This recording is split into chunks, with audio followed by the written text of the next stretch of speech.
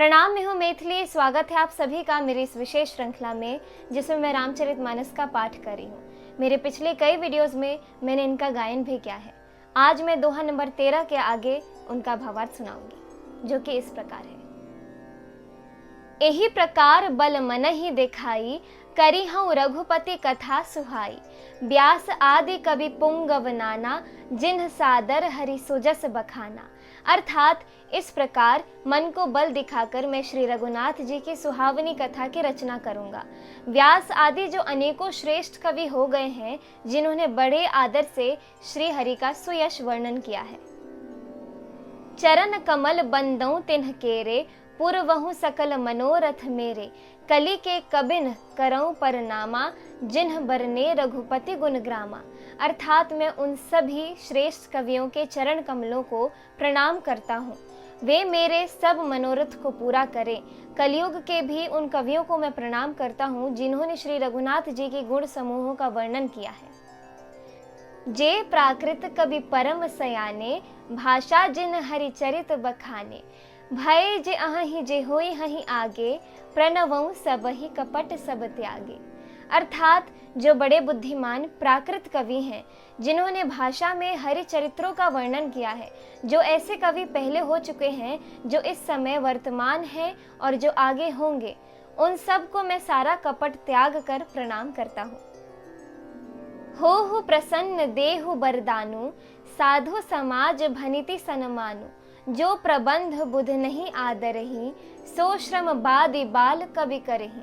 अर्थात आप सब प्रसन्न होकर यह वरदान दीजिए कि साधु समाज में मेरी कविता का सम्मान हो, क्योंकि बुद्धिमान लोग जिस कविता का आदर नहीं करते, मूर्ख कवि ही उसकी रचना का व्यर्थ परिश्रम करते हैं। कीरति भनिति भूति भली होई, सुर सरि सम सब कहाँ हित होई। राम सुकीरति भनिति भदेसा, असमंजस असमोहि अदेसा। अर्थात कीर्ति, कविता और संपत्ति वही उत्तम है जो गंगा जी की तरह सबका हित करने वाली हो। श्री रामचंद्र जी की कीर्ति तो बड़ी सुंदर, सबका अनंत कल्याण करने वाली है, परंतु मेरी कविता भद्दी है। यह असामंजस्य है, अर्थात इन दोनों का मेल नहीं मिलता, इसी की मुझे चिंता है। तुम्हारी कृपा सुलभ सो मोरे, सियनी सुहावनी टाट पटोरे। अर्थात परंतु हे कवियों, आपकी कृपा से यह बात भी मेरे लिए सुलभ हो सकती है। रेशम की सिलाई टाट पर भी सुहावनी लगती है। सरल कबित की रति बिमल, सोई आदर ही सुजान। सहज बयर बिसराई रिपु, जो सुनी कर ही बखान। अर्थात चतुर पुरुष उसी कविता का आदर करते हैं जो सरल हो और जिसमें निर्मल चरित्र का वर्णन हो, तथा जिसे सुनकर शत्रु भी स्वाभाविक वैर को भूलकर सराहना करने लगे। दोहा संख्या 14 ख। सो न होई बिनु बिमल मति, मोहिमति बल अति थोर। करहु कृपा हरिजस कहूँ, पुनि पुनि करऊँ निहोर। अर्थात ऐसी कविता बिना निर्मल बुद्धि के होती नहीं, और मेरी बुद्धि का बल बहुत ही थोड़ा है, इसीलिए बार बार निहोरा करता हूँ कि हे कवियों, आप कृपा करें जिससे मैं हरि यश का वर्णन कर सकूं। दोहा संख्या 14 ग। कवि कोबिद रघुबर चरित, मानस मंजु मराल। बाल विनय सुनि सुरुचि लखी, मोह पर होहु कृपाल। अर्थात कवि और पंडित गण, आप जो रामचरित्र रूपी मान सरोवर के सुंदर हंस हैं, मुझ बालक की विनती सुनकर और सुंदर रुचि देखकर मुझ पर कृपा करें। सोरठ संख्या 14 घ। बंदऊ मुनिपद कंजु, रामायण जहि निर्मयऊ। सखर सुकोमल मंजु, दोष रहित दूषण सहित। अर्थात मैं उन वाल्मीकि मुनि के चरण कमलों की वंदना करता हूँ, जिन्होंने रामायण की रचना की है, जो खर यानी राक्षस सहित होने पर भी खर कठोर से विपरीत बड़ी कोमल और सुंदर है, तथा जो दूषण यानी राक्षस सहित होने पर भी दूषण अर्थात दोष से रहित है। सोरठ संख्या 14 अंगा। बंदऊ चारियु वेद, भव बारिधि बोहित सरिसा। जिनहि न सपनेहु खेद, बरनत रघुबर बिसद जसु। अर्थात मैं चारों वेदों की वंदना करता हूँ जो संसार समुद्र के पार होने के लिए जहाज के समान है, तथा जिन्हें श्री रघुनाथ जी का निर्मल यश वर्णन करते समय स्वप्न में भी खेद यानी थकावट नहीं होता। सूरठ संख्या 14 च। बंदौ विधि पद रेनु भव सागर जेहि कीन्ह जहाँ, संत सुधा ससिधेनु प्रगटे खल बिष बारुनी।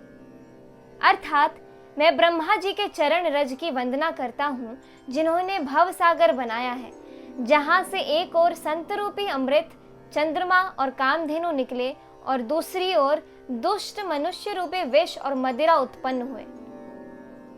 दोहा संख्या 14 छ।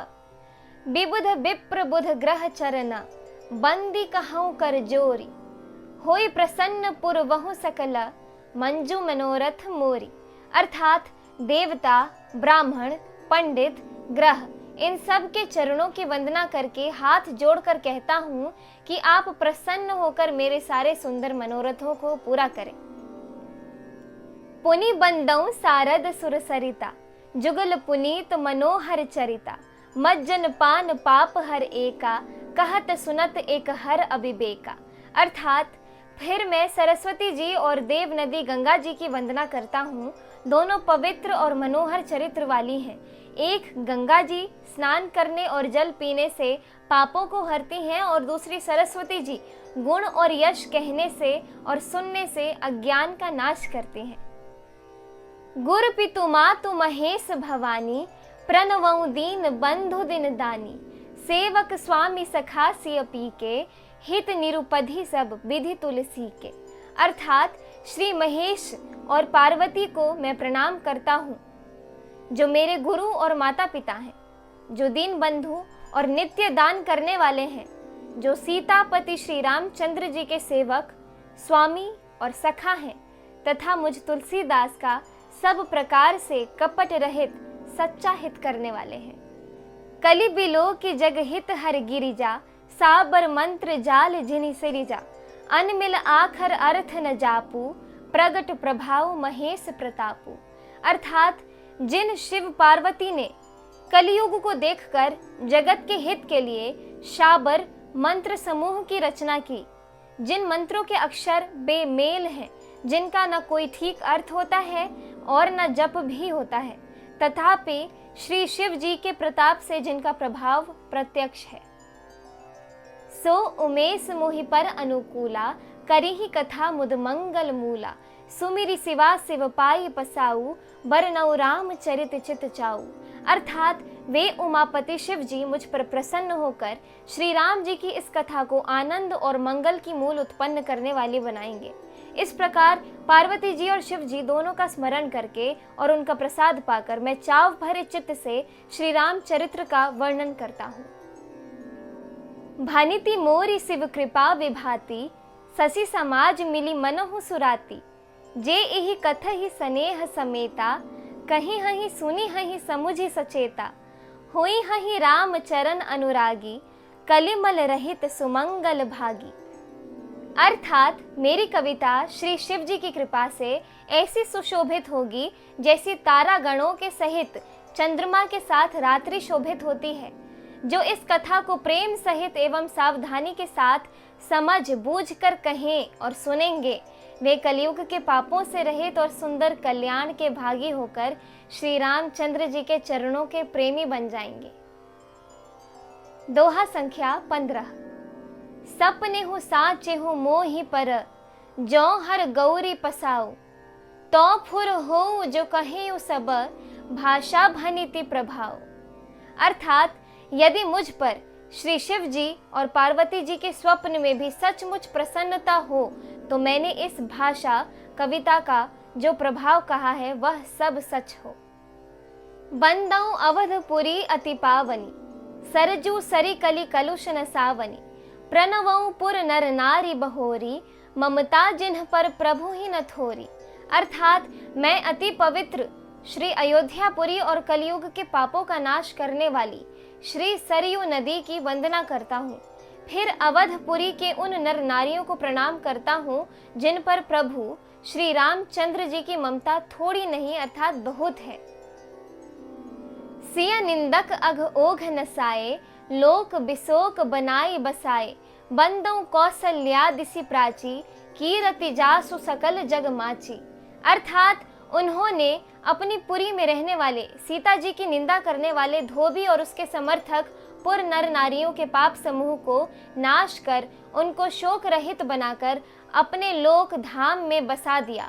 मैं कौशल्या रूपी पूर्व दिशा की वंदना करता हूँ, जिसकी कीर्ति समस्त संसार में फैल रही है। प्रगति उजह रघुपति ससि चारु, विश्व सुखद खल कमल तुसारु।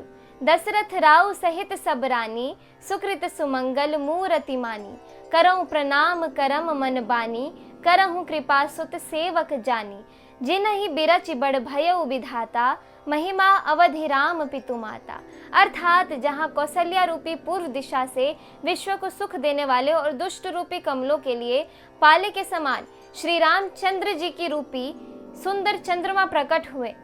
सब रानियों सहित राजा दशरथ जी को पुण्य और सुंदर कल्याण की मूर्ति मानकर मैं मन, वचन और कर्म से प्रणाम करता हूँ।